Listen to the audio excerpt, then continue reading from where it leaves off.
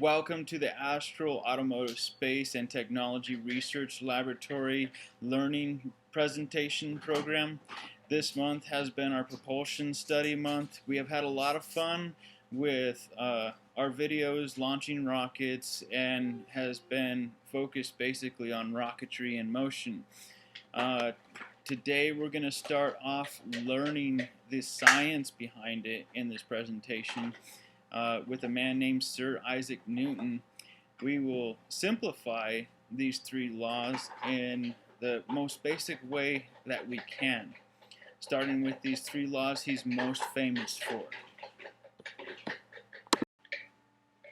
Before we begin, I'd like to say check out our webpage that's linked to this by looking up at the right over there, up in red, www.astralsciencecom, where you can see plenty of our blogs and subscribe to that and post your own ideas of what you have been working on. Doing this, you'll have newsletters and you'll be able to access do-it-yourself projects and safety tips and questions. Also coming soon is going to be the Astral Fun Shop, to where you can purchase things and do your own projects. Plenty of fun for that for you to have at home.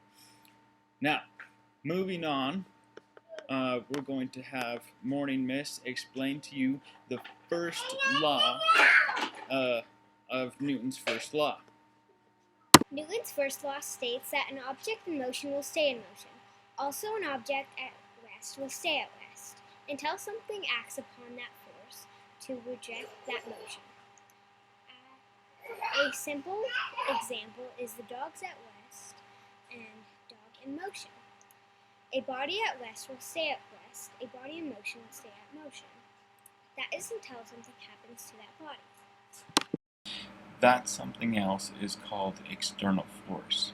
When there is an external force, it redirects a object moving into the opposite direction. Baseball is a perfect example of this, where a pitcher throws a ball in one direction and a batter hits the ball in the opposite direction, redirecting the ball into an opposite direction.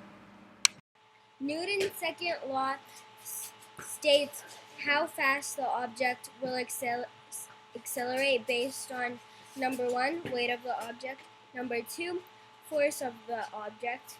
Newton's second law can be based on this formula, which is force equals mass times acceleration. Let's watch this formula at work. Yes, let's do. 7, 6, 5, 4, 3, 2, 1. Blast off! Lift off! Oh my God, where'd it go? 7, 6, 5, 4, 3, 2, 1. Blast off! Lift off! Newton's third law: for every action there is an equal and opposite reaction. Newton's third law, simple everyday examples.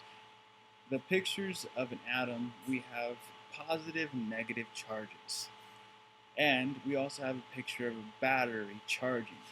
For example, if you were to use your cell phone continuously without charging it, eventually you would have to charge it.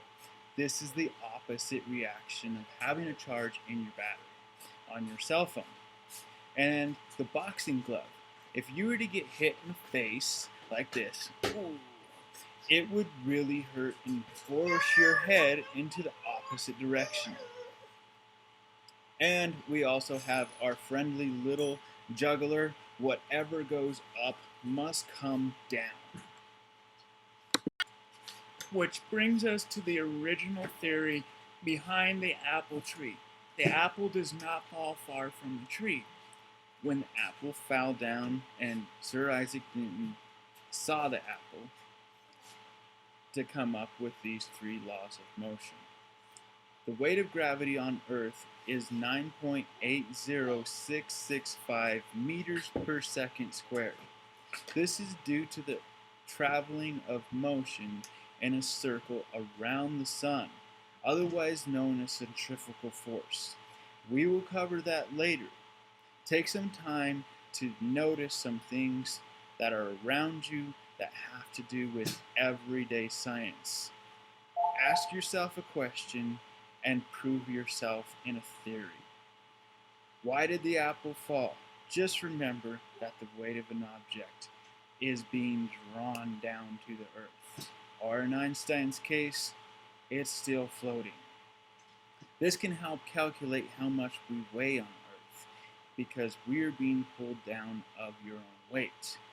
Also, it can help us calculate how much thrust it'll take a rocket to be propelled off into space, which is about 2.5 megatons, which is quite a bit of thrust to be shot out into outer space and not just the atmospheric space.